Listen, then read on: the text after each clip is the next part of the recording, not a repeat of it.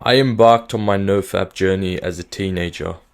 Just like you, I remember watching every NoFap videos, trying to learn all the secrets so I can make some progress. I kept notes of my streak every day, only to relapse time and time again. At one point, I achieved a life-altering 78 days streak. And then I relapsed. I swear I felt like my whole world collapsed around me. That hit my ego so hard. I remember I went to the park that day to seclude myself and I cried. Because in my mind I thought I can never get back from this. That day touched me so hard that I reverted back to my old ways. And for a while it seemed like it was only getting worse. I even started watching disgusting videos which the day before I wouldn't even consider watching. Eventually I found a way out of that dark period of my life, and so can you. Ever since I've understood that there's really only two paths you can take. You can do what I did and obsess daily over your streak only to feel crushed when you relapse. Or you can let the days fade into the background while you focus on your purpose. The approach to take is reducing your frequency and intensity over time, not quitting it cold turkey. You don't understand the pain I went through acquiring this knowledge which I'm about to share. So make sure you watch this video until the end. Let's imagine you had a girlfriend. Would you one day just stop having sex with her because you wanted to do NoFap?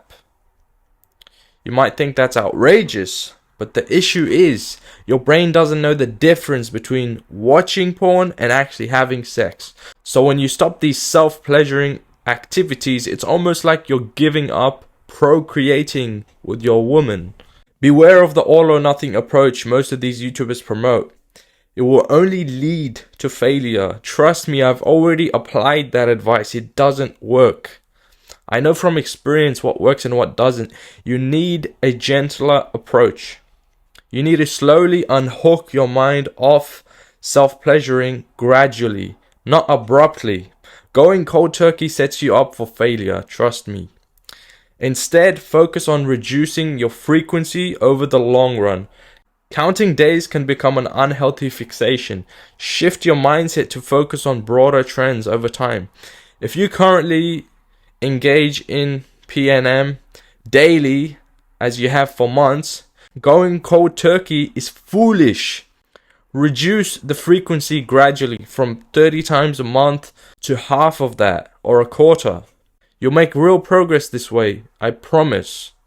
The next step is to unlink porn from masturbation. These are completely different issues. Stop watching porn, but continue masturbating with your imagination, at least for now. Progressively reduce how often you masturbate even without porn. On the days you feel you must relieve yourself, go ahead. There's no shame in that. The key is to decrease the intake over time. This dual approach, reducing frequency while divorcing porn, will serve you better than any of these all or nothing approaches. Those NoFap gurus have no idea what they're talking about. They spread these dangerous false promises and unrealistic ideals that only set people like me up for failure. They preach this noble virtue of going cold turkey, never doing it again, never touching yourself again, like it's somehow achievable or superior. In reality, it's a recipe for disaster and shame. Only those with inhuman willpower can achieve that way of abstinence. The rest of us are mere mortals left feeling like failures. This message of counting days and obsessing over some streak you're on encourages a warped, unhealthy relationship with self-pleasure. Instead of learning balance and moderation, you're taught to see it as some evil to be vanquished. An all or nothing battle of good versus evil.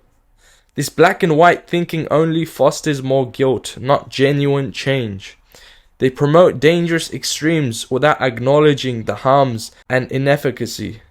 These NoFap YouTubers prey on the insecurities of young men, promising some narcissistic vision of self-mastery through brutal asceticism.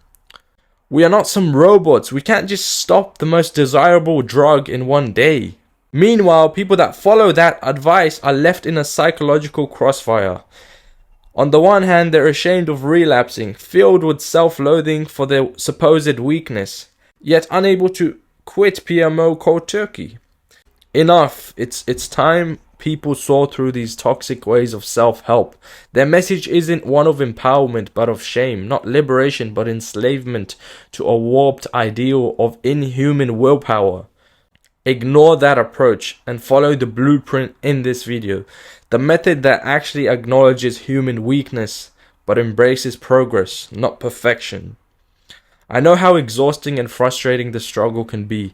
I've immersed myself in the science, research, and wisdom around NoFap for years now.